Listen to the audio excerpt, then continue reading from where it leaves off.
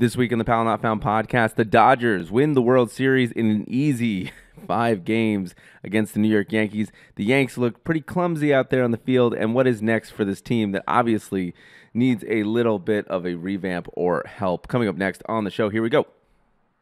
I'm gonna tell you a story about a girl who loves gin. A national pandemic seized her birthday celebration. Although she knew it was coming, we tried not to tell her. She brewed some Irish breakfast. Did she knew her birthday was getting corona? Hey, everybody, and welcome back to episode 41 of the Powell Not Found podcast with your host, Powell Not Found, here for the week of November 2nd, 2024. We've almost made it a full year here, and with all of our content being so Yankees-focused, it only makes sense to start to end the Yankees season with a World Series win. Oh, they came up a little bit short of the ultimate goal there, losing to the Dodgers in 5 games in a non-competitive way is probably the most polite way to say it. They did not look like a team that matched the intensity, the competitiveness, and fundamentally, they were not as sound as the Dodgers were on every single side of the baseball. I think that's fair to say. You look at some of the mistakes that happened and the extra outs that were given to the Dodgers every single game, and you start questioning whether the Yankees really deserved to be there in the first place. As a fan of the team, I know it's a little bit more biased. I mean, the Dodgers 1-9 had more of a threat than the Yankees did in their lineup. They put the ball in play. They ran the bases smart. They stole.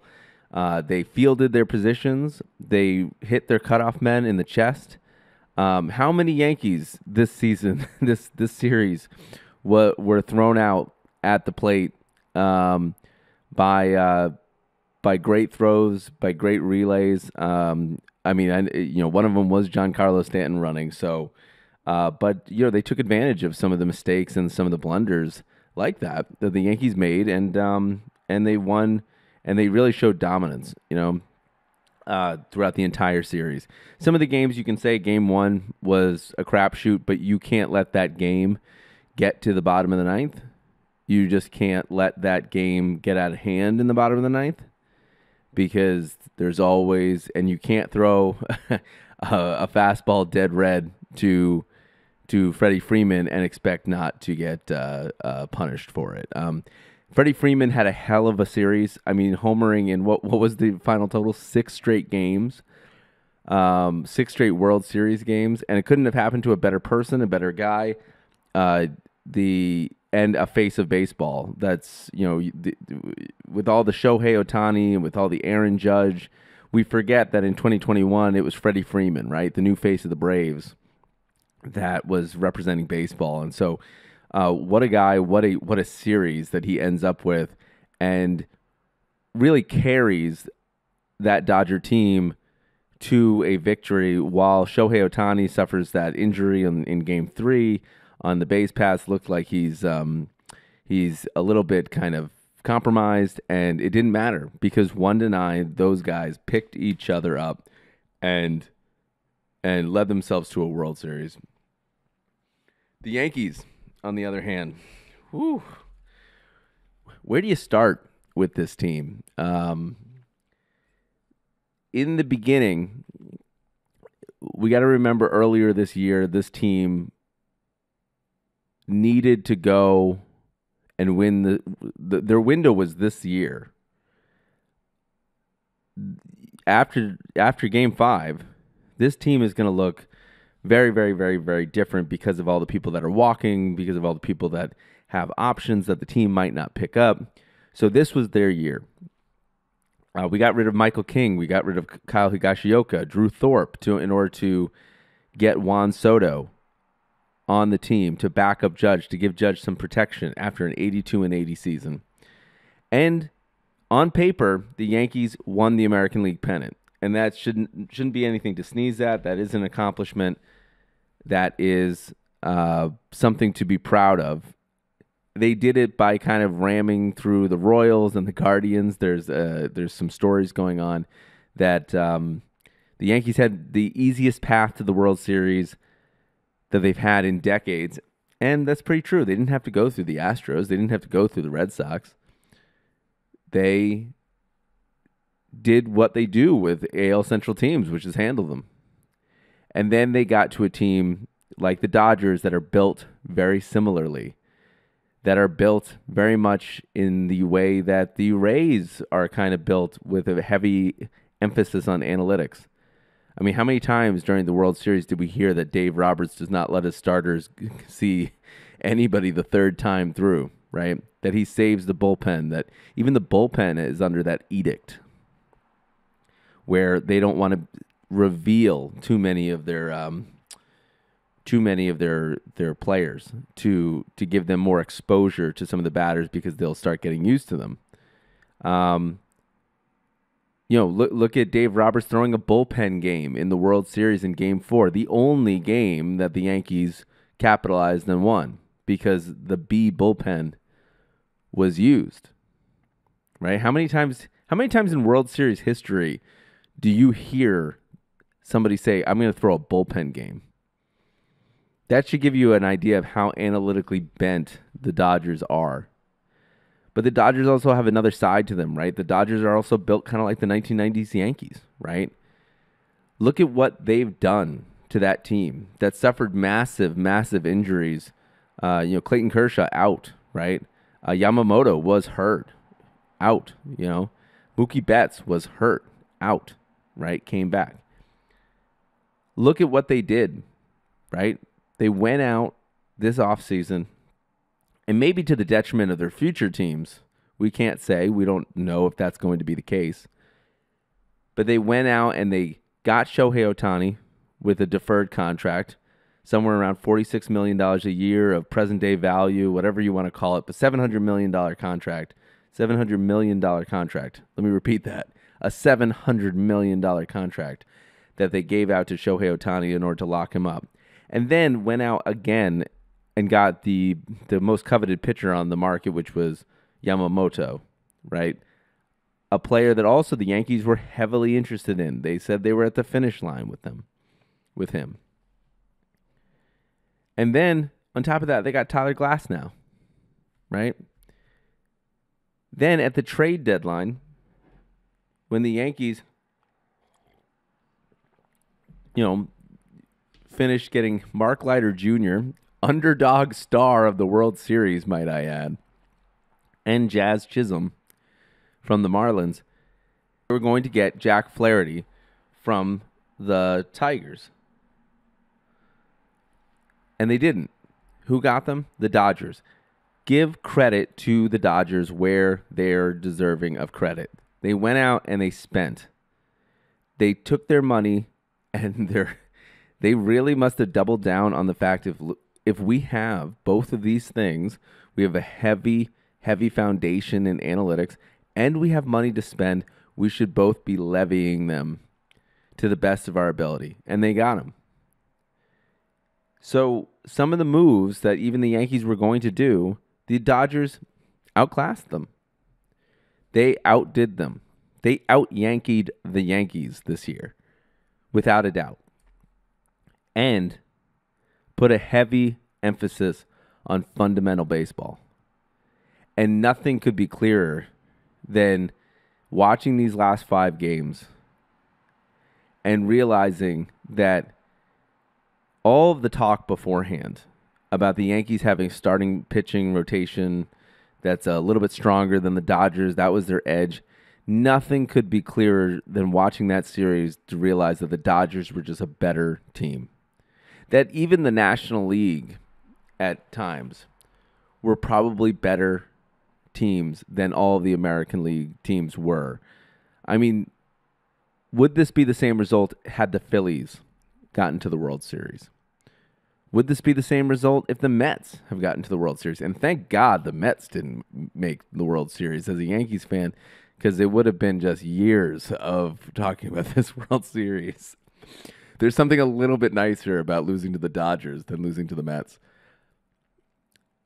Even the Padres, right? Nothing could be clearer.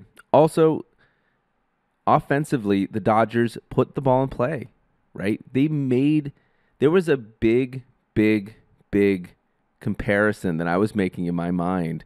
I was like, what does this remind me of?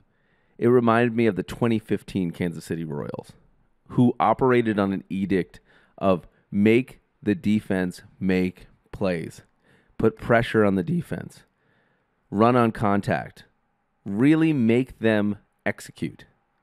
And the Dodgers seem to have a little strain of that in them, right? If you compare the box scores between the Yankees and the Dodgers, right? The one thing that's going to hit you in the face is how little they strike out, right? We talked last week, I think it was 25-4 or something like that, or 25-11 or whatever. It was staggering the first two games of how little that they struck out, right? And how they really took to heart some of the things that were taught very, very early in baseball, where it's if you have two strikes, put the ball in play. Just try to hit it. Protect the plate. They really took that to heart. And with the Yankees' sloppy defense and with the Yankees' inability to play fundamental baseball, it paid off. And nothing, and I guess you can't talk about this World Series without talking about the fifth inning of Game 5. Nothing was more evident than seeing their performance in the fifth inning, giving up 5 unearned runs. Cole gives up a single in the beginning of that inning. He was having a no-hitter up to that part, but Judge's fly ball is a ball that needs to be made. Anthony Volpe, a play going to his left, right, needs to be able to throw the ball to the third baseman's chest, especially when he's sitting 6 feet away. He can't skip it to Jazz Chisholm. It's amazing that a run didn't score in that play, in that particular play. So credit to Jazz, who is playing completely out of position anyways, who's a second baseman, a center fielder at best with the Marlins, now playing third base in the World Series. So give him a little bit of slack for even coming up with that ball somewhat, right, is remarkable. And this is not the first time that Anthony Volpe has been in the middle of like a defensive miscue. They are calling him a Gold Glove shortstop. He's not a Gold Glove shortstop. The Gold Glove is a popularity contest at this point, right? I've seen countless times in Yankee games him skip it to first base, right? A shortstop's got to be able to throw a ball straight to the chest every time, right? We can't be like short hopping the first baseman occasionally, whatever, but it's consistent. And he was feet away from the third baseman. So don't give me it's a tough play. Don't give me he's a Gold Glove shortstop. Don't give me he's defensively great. He's a kid in his sophomore season who at this point, if you're up in the big leagues, you should be able to hit the guy in the chest, right? I don't think that's an unreasonable standard for a baseball player, considering that we have been told since we were 6 years old to hit the man in the chest. And also remember, comparatively, he's a good shortstop compared to what we had there before. Compared to Glaber at short, he's a good shortstop. Compared to IKF, who is playing, again, out of position, who is a Gold Glove third baseman, who was playing out of position. He's a great shortstop, right? But don't give me this like he's defensively sound, right? Especially after plays like that. And there will be more talking about Volpe, especially on the base paths later, because the amount of leash that he has gotten from the Yankee organization is unbelievable. It's like a problem they do not want to turn around and face, and so they keep ignoring it, hoping it will go away. And then going back into that fifth inning, we have a play that basically should be called an error at this point, because you can't let a man get on base there. Is a squibber past Cole. Cole does not cover first base, so he's not out of the woods there, out of blame, even though he pitched a fantastic game. And then you have Anthony Rizzo, who's been defensively shaky all season. Defensively shaky all postseason, and does not charge the ball, and both players are in no man's land, allowing Mookie Betts to load the bases. Well, at that point, you have 2 strikeouts from Cole, including 1 from Shohei Ohtani. And then again, it's Mookie Betts. And Mookie Betts makes them pay, right? Single up the middle, 2-man score. And then you have a walk to Freddie Freeman, and you've got Teoscar Hernandez, who bounces a double off the wall, and you're talking two other runners score. There's somebody else in there too that I'm forgetting. I'm trying to do this by heart. And the game is tied before you know it. So 5 unearned runs, right? All year long. Yankee fans, Yankee podcasts, Yankee shows have been talking about the fact that the Yankee defense is shaky, that they need to do something to address. Accountability is something that they've been talking about. I've heard again, after the World Series, accountability is not the problem. It's not. It's accountability on defense. It's making people work harder. I want to remind everyone that these baseball players, they don't have anything else to do but work on baseball. It's not like they go to a 9 to 5 and then play games at night. This isn't a recreational softball league. They are paid millions of dollars to play baseball. So you think that they would be working on the fundamentals, right, all year long, right? I mean, give me a break, right? With this, like, they're talented, they're the best of the cream of the crop, right? 5 unearned runs in the World Series, like that doesn't come out of nowhere.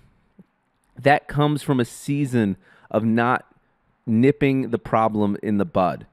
Might I remind everybody that our second baseman had 14 errors this season, 14. And was finally benched, not for his defensive plays, but he was benched because he didn't run out a ball late in the game, finally. And that's Gleyber Torres, right? Who had a fantastic postseason. But also, his fielding came into play, right? That game 1 is not tied if Gleyber fields that ball cleanly, right? Again, these little things that happen in the season end up being magnified, and they end up becoming bigger things in the World Series because the stage is larger and you're facing better teams, right? You're facing the best teams that are going to expose and take advantage of those outs that you're giving them. I mean, the Yankees had a 6-out inning. Yeah, like you can't do that in the postseason, right? You can't give the other team outs. I want to pause here and talk a little bit about this article that Joel Sherman wrote. And part of the Yankees losing the World Series is a benefit to all Yankees fans because finally, right, the Yankees are going to do a couple things. One, the Yankees PR, the Yankees brass, the Yankees GM, the Yankees owner are going to come out and say this season is a success. And you can't argue a little bit with them. Right? They got further than they ever did in the postseason since 2009. They won an American League pennant. That is something. Right? The worst part about being a fan of the team is the fact that they will use this accomplishment to say that well, we're getting better and not address some of the things that they need to address, right? They have half of the team walking, right? This year. They need to fill in these holes. They need to change their approach, right? That book, The Yankee Way by Andy Martino, they talk about these pivot points where the Yankee way and the things that they look for in players have to change and evolve over the years because either the things that they're looking for get outdated or they have more technology. They have to kind of implement certain things. This is that pivot point. No longer can you ride on the laurels of Judge and Cole. You have to start looking further. And you have to start looking at developing your players in a different way so that we don't constantly have this sloppy losses at the very end. So we're not constantly coming up short. I mean, it is a Yankees World Series appearance. It's great, an American League pennant. But again, it's 16 years of coming up short, right? There's two ways of looking at this. So the best part about this, and this is my point that I'm going to get, is that finally you get articles that are really going after what was failure points during the season. Now, a lot of these articles during the season, they're not going to be as fiery, but after the World Series loss, oh, they're tremendous, right? They are beautiful, right? It's John Sterling's honesty on the page. This one comes from Joel Sherman of the New York Post. Let's see if I can pull it up here. If you're watching the YouTube version of the show, which is available at youtube.com/@PowellNotFound, you can see the video version of this podcast if you listen to it on Apple Podcasts. And this is an excerpt from the New York Post. This is, again, Joel Sherman, and everybody's been talking about the Dodgers scouting report on the Yankees. And it says, quote, "What the Dodgers told their players in scouting meetings was the Yankees were talent over fundamentals. That if you run the bases with purpose and aggression, the Yankees will self-inflict harm, as was exposed by Betts, Tommy Edman, Freddie Freeman, etc. That the value was very high to put the ball in play to make the Yankees execute." I want to pause there really quickly and repeat that last statement so everyone hears it. That the value was very high to put the ball in play to make the Yankees execute. That is a edict pulled directly from the 2015 Royals. They mentioned that, this is continuing Joel Sherman's article, quote, "They mentioned that the Yankees were not just the major's worst base running team by every metric, but the difference was vast on the field between them and the Padres, who the Dodgers beat in the NL Division Series, but were impressive in this area. They were thrilled at how short Yankees' leads were at first base to potentially be less of a threat on pivots at second, where Gavin Lux does not excel. They said that their metrics had the Yankees as the worst positioned outfield. They were amazed at how many times relay throws came skittering through the infield with no one taking charge, and how often Jazz Chisholm Jr., for example, was out of place or just standing still when the play was in action." Now, that last line about Jazz Chisholm standing still when a play was in action, you almost can't blame Jazz, right, for that. He's out of position. He's learning the position. He was told in the end of July to learn a position in 2 months, right? You can't really get on him for that.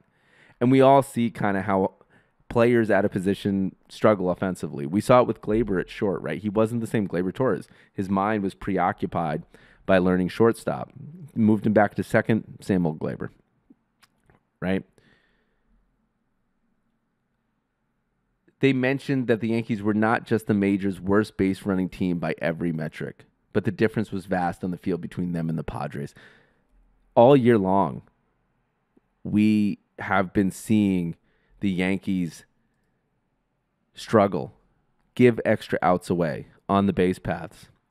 My mind went back to basically there was a play between Volpe and DJ LeMahieu where the Yankees grounded into basically a tailor-made double play. It was to the first baseman. They were playing the Red Sox. First baseman grabbed the bag, and DJ was caught in a pickle. And Volpe slowed up running at the plate. And they tagged DJ before he could before he could actually hit home plate. They tagged DJ. So the inning was over. So the run didn't score. Now, people zoomed in on that play because Volpe needed to be running it out the whole way, right? And we would have gotten a run in if DJ got into a pickle. It was kind of an error on both sides, but it exemplified what's wrong with this team is that they're not thinking with their head in the game. Game 3, Giancarlo Stanton is sent on a single by Volpe, right? Volpe's involved in a lot of these things.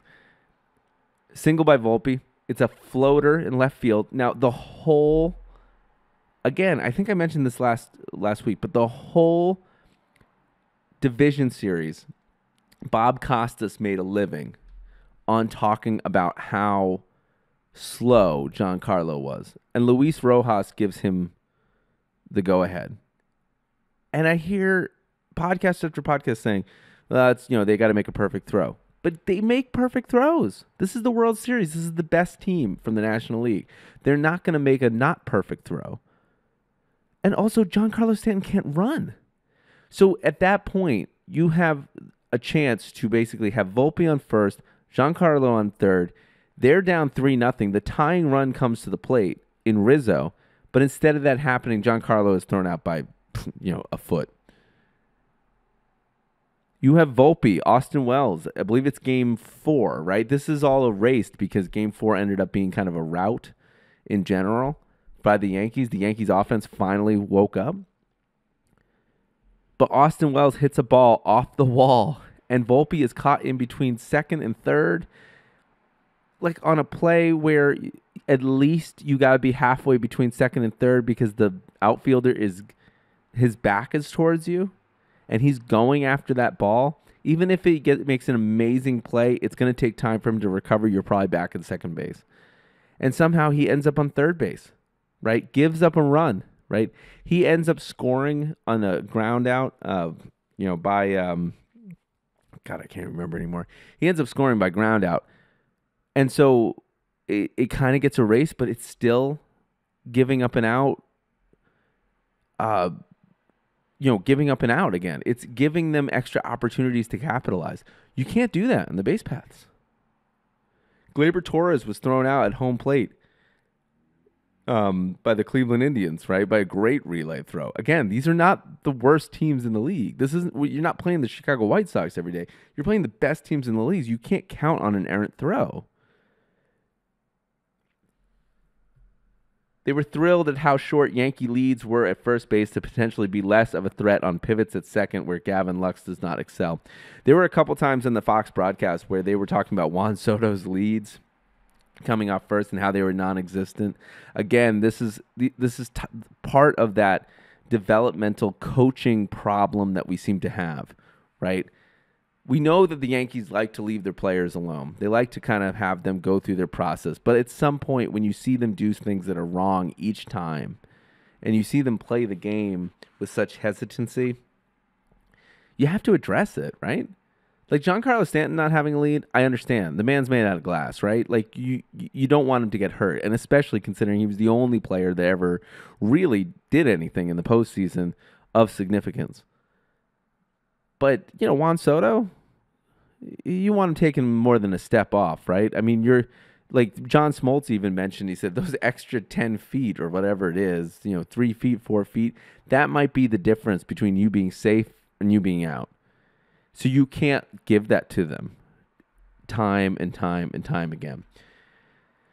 They said that their metrics had the Yankees as the worst positioned outfield, which is surprising, but kind of not surprising. I mean, you go back to that rant that Brian Cashman had after the 82 and 80 season saying they had the smallest analytical team of all of baseball, which is hard to believe, but also maybe, right? If the Dodgers can scout you for a month, 2 months, as Susan Wallman said on Foul Territory, if they can scout you for 2 months and figure this out, then why can't your team figure this out? Who watched the Yankees every single day.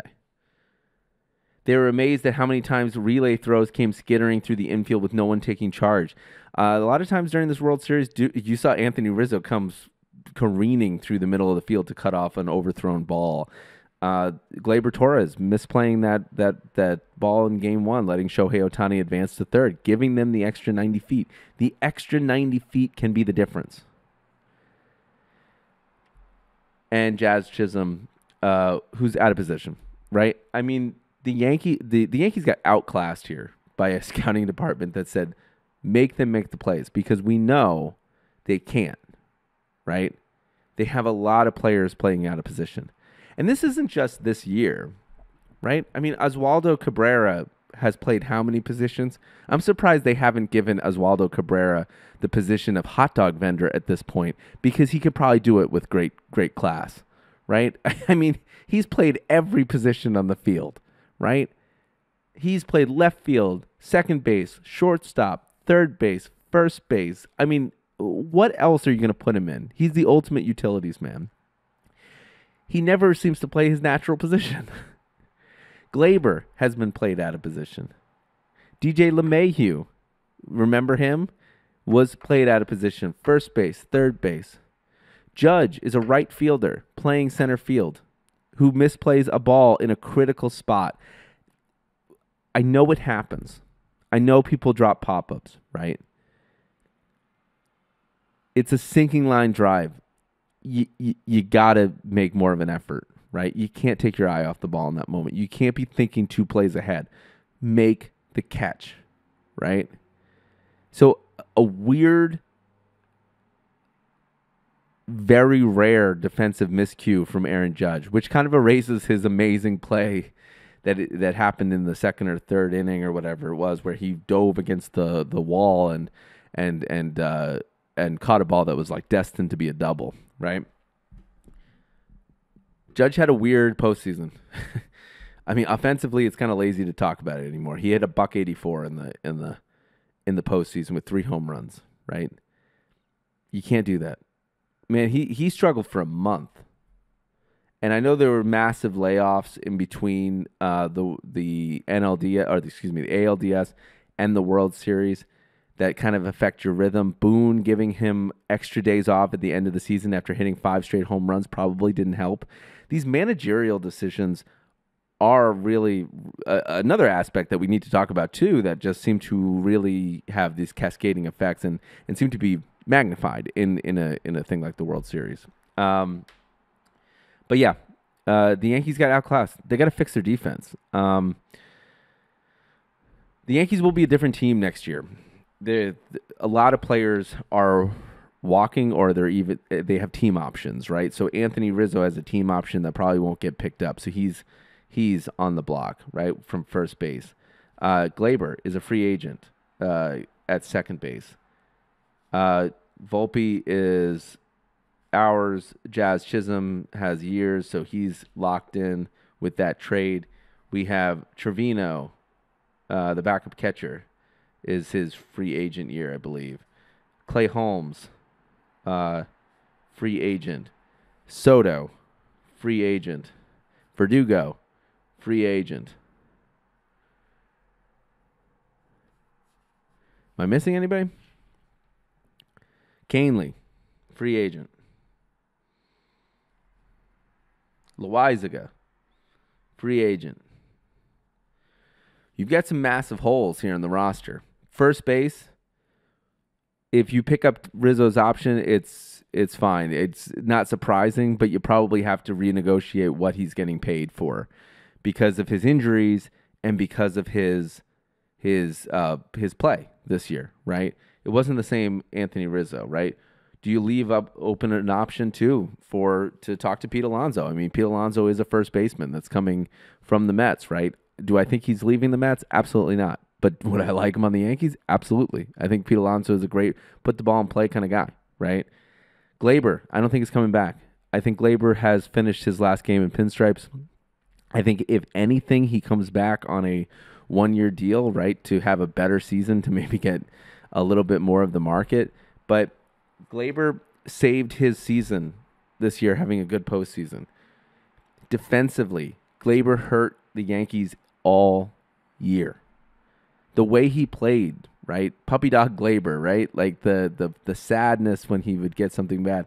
He didn't play with enough aggression. His casual play in the field was constantly being made excuses for by the coaching staff, saying, that's just the casual way that Glaber plays. I agree, but I think that I would like a second baseman that could dive for a ball once in a while, right? Defensively, we need to improve there. Volpe's getting better. I mean, he is getting better. He is not the Gold Glove shortstop that I think everybody makes him out to be. I think in the postseason he only showed signs of getting better, but the base running's got to improve, right? The head in the game has to improve. He is everyone. Fox was making excuses saying he's got big shoes to fill. We are a few steps away from the Derek Jeter era, right? We've had a few shortstops since the Derek Jeter era. We've had Didi Gregorius. We've had Torreira. Oh, I can never pronounce his name. Torreyes. That's it. We've had Torreyes. We've had Gregorius. We've had IKF, right? We've had Gleyber Torres. we've we've had many shortstops since the Derek Jeter era. So to compare the two is a little bit of a reach, right? Like he just needs to play solid shortstop. Trevino, we're gonna have to. Austin Wells has presumably probably taken that job as the full time catcher. I would love to see his hitting improve next year. There are signs of life, but he can't be all or nothing, right? We can't have another Stanton like player in the lineup where you're swinging uppercut and you're hoping to hit the ball 570 feet. Like we need Austin Wells to kind of protect the plate, choke up the way the Rizzo does, right, and put the ball in play. Trevino's all likelihood gone. Holmes, I don't think that this season he's going to have. I don't think there's a likelihood of re-signing Holmes. I think Holmes has a little bit of a track record that he can probably levy into a big payday, but do I think it's worth investing the money in Holmes? No, I think you have other options in the bullpen at this point. Verdugo is gone. Soto is the big free agent, and Soto was all business after the World Series. I mean, this is the other thing that I wanted to kind of showcase here before we kind of moved on was Soto discussing his free agency, right? We had a year of Soto, and that was a fun year. There is nothing like seeing a player who has not been groomed by the Yankees come in and handle New York with what's the word? Aplomb. He took the challenge and ran with it, right? He is a great hitter. He is a difference maker in the lineup, right? Without Soto in the lineup, I don't think you win 90 games. I really don't think you win 90 games without him in the lineup. He was just a difference maker from day one. Yes, he goes into slumps every now and then. Yes, he goes 0 for 17 or whatever at times. But he put the ball in play. The energy in which he played the game is amazing. It is something that I wish every player would exemplify. In fact, it started rubbing off on Oswaldo Cabrera. He said that his hitting improved after watching Juan Soto in the cage, right? And the Yankees didn't play him, right? Even though Oswaldo Cabrera had a breakout year, right? Like at the plate for his utility man status. It seemed like he had a great influence on the clubhouse.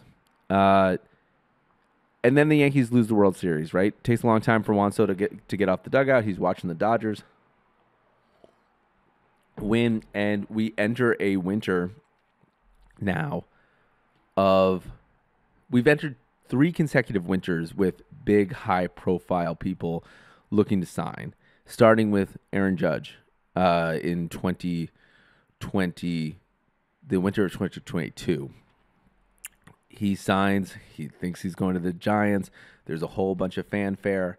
There's a setup of him going to San Francisco and TMZ catching it, and that's a whole circus, and that's kind of contrived in order to kind of get the job done, right? So don't kid yourself. There will be moments of this winter meetings coming up in December of 2024 that there will be orchestration. There will be stage stuff, right? There will be coach sayings. There will be everything, right? In order to parlay the most money out of these teams, they can. And the next year, we had Shohei Ohtani, which was a little bit quieter, but Shohei Ohtani announced it pretty abruptly that he was going to the Dodgers. I think everyone knew he was going to the Dodgers because of, he was in LA already, in Anaheim, right? So it was a little bit less fanfare, but again, there was the private jet last year going to Toronto that he was not on, that everybody was tracking, which had to be really fun for all those pilots going, why is everyone tracking this flight? But we had the fanfare and all the interesting stuff that comes along with free agency. This should be no different, right? I don't think that you see a decision by the winter meetings. I think you see a decision after the winter meetings. I don't think it's going to be drawn out as some of those free agents from last year, like Jordan Montgomery or Matt Chapman or Blake Snell. I think those were. I think you saw a lot of teams hesitate because they're waiting for this moment.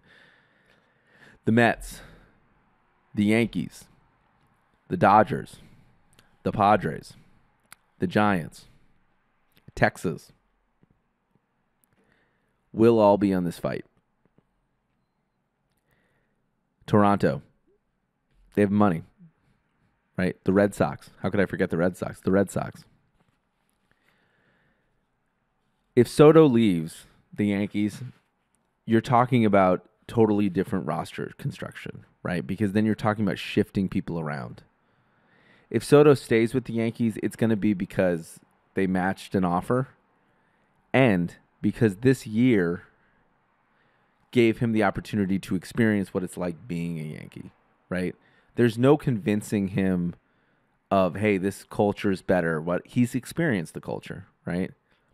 It'll be a little bit harder for the Mets and the Giants and for the Red Sox to kind of explain that our culture is better, right? And we've got better things than the Yankees do, blah, blah, blah. We have more prestige because he's already experienced it, right? So if you're a Yankees fan, the organization has done everything they can do at this point. It's just going to be about a contractual offer, and it will be long. It will be drawn out. And you have the minute that game was over, Game 5, Juan Soto was talking business straight to the camera, and I have it here right now because this is after Game 5 of the World Series. This is Juan Soto. This is the quote that everyone's freaking out about here. It's going to happen. Do the Yankees have any advantage, Juan, over other teams based on how you played here and how this went? Can you repeat it? Do the Yankees have any advantage with signing you based on what you experienced here? I feel like every team has the same opportunities when I'm going to the free agency. I don't want to say anybody has any advantage because at the end of the day we're gonna look what they have and how much they want me. Can you tell me? You're the last guy in the deck.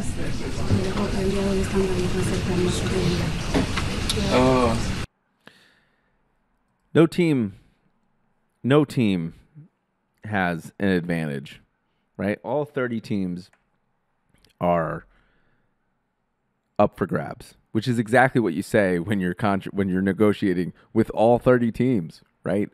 You can't expect, now that the season's over, there is a line at which point a person is a Yankee and a person is a free agent, and that is the 27th out of the last out.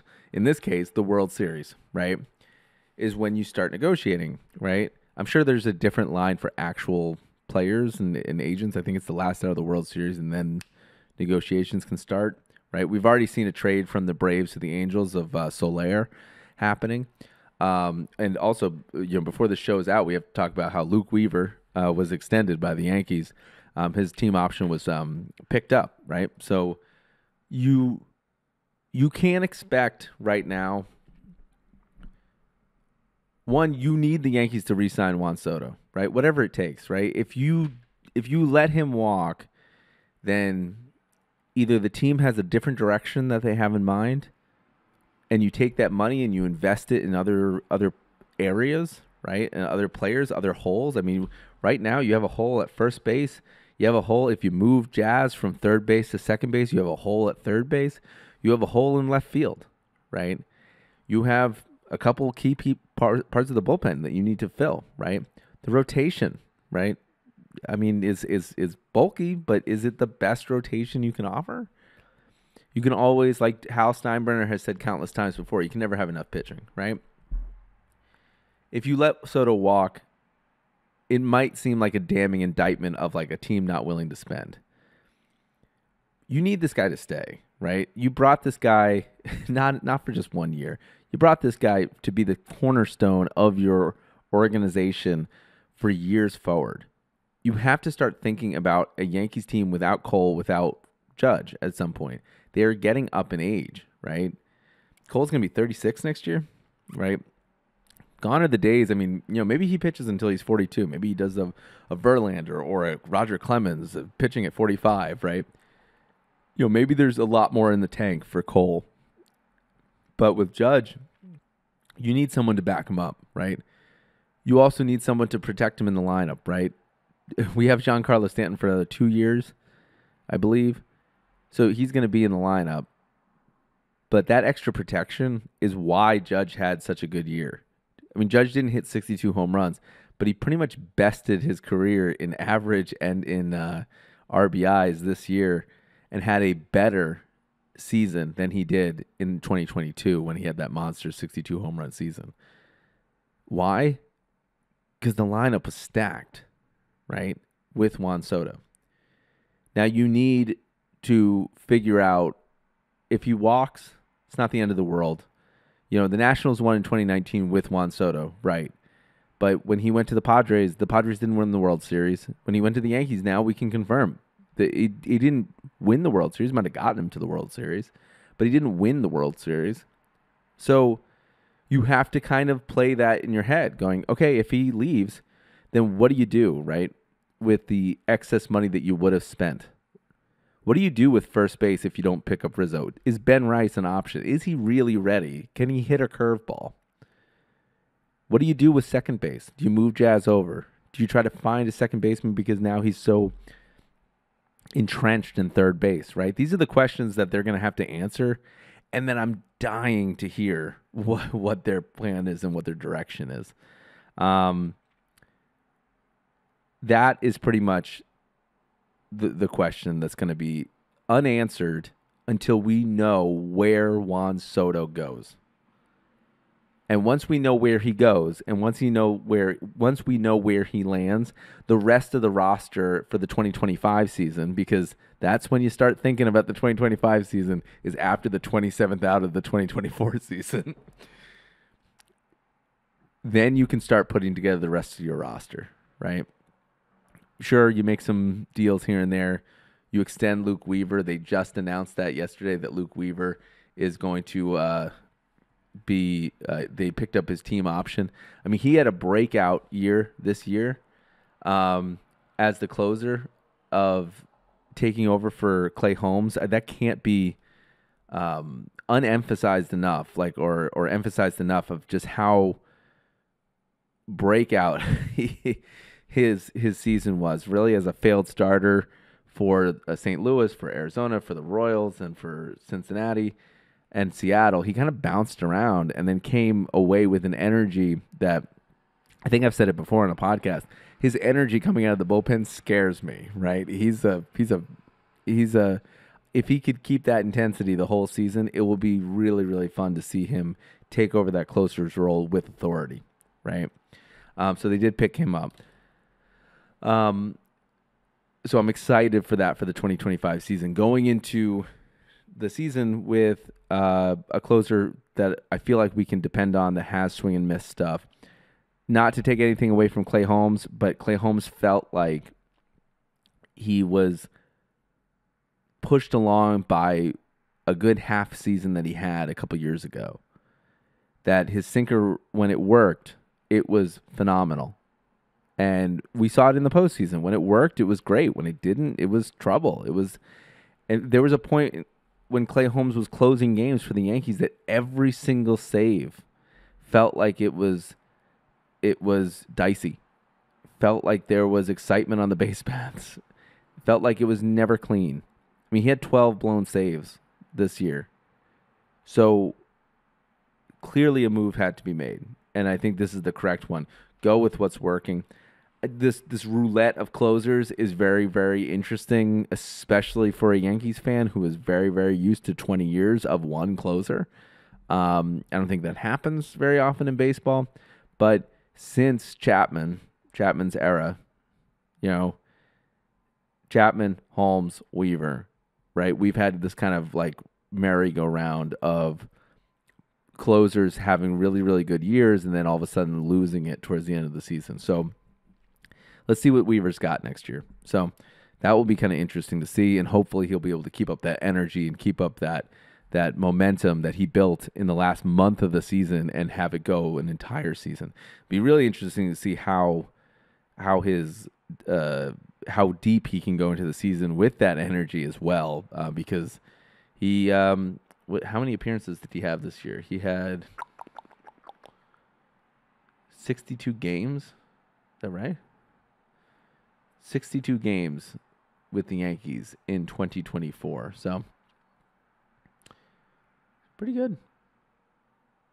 Not too bad. Not too bad. Anyways, the roster is going to be really interesting. And going back to the previous conversation, it's not going to be decided until Juan Soto makes the decision, right?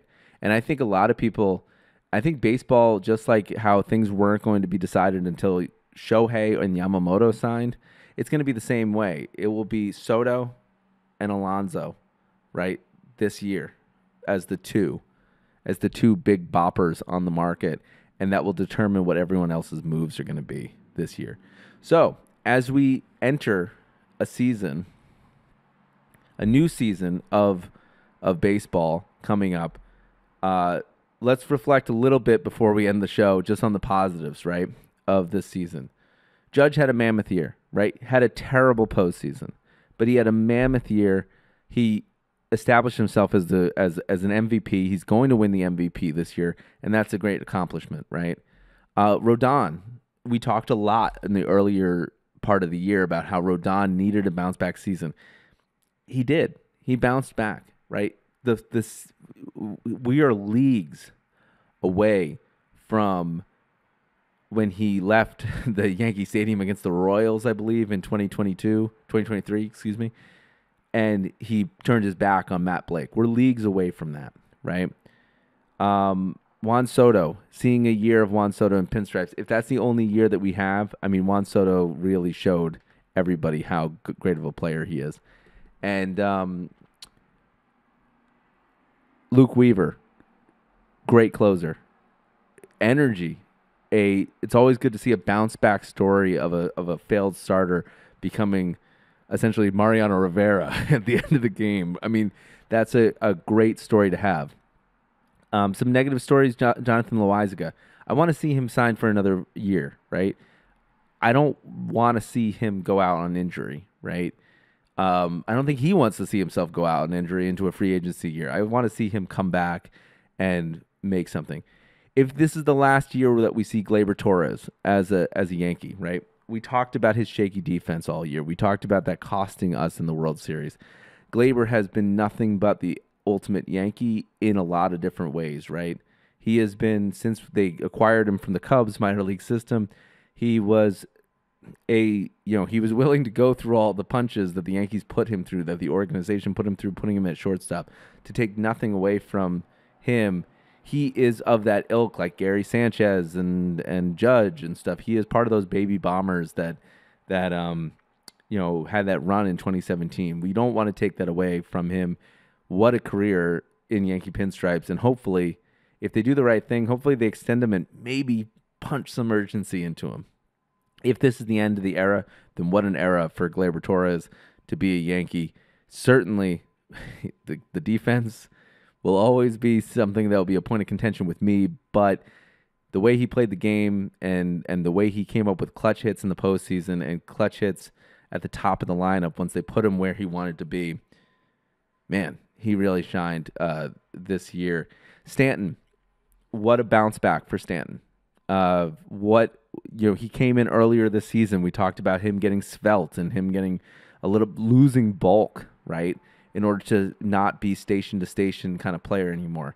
Man, all it took was Bob Costas criticizing him run, and then look at how he flew in the postseason. He continues to be a postseason monster at the plate, and seemingly went from roster, an anchor in the roster, to something of a mainstay in the roster for protection, because we know he can turn it on in moments that need urgency. The rest of the lineup is going to be completely different. Rizzo, look at him. Even though his defense was a little bit shaky, he's playing with two broken fingers and contributing. Warrior, right? Reminds me of CeCe, like throwing until he breaks.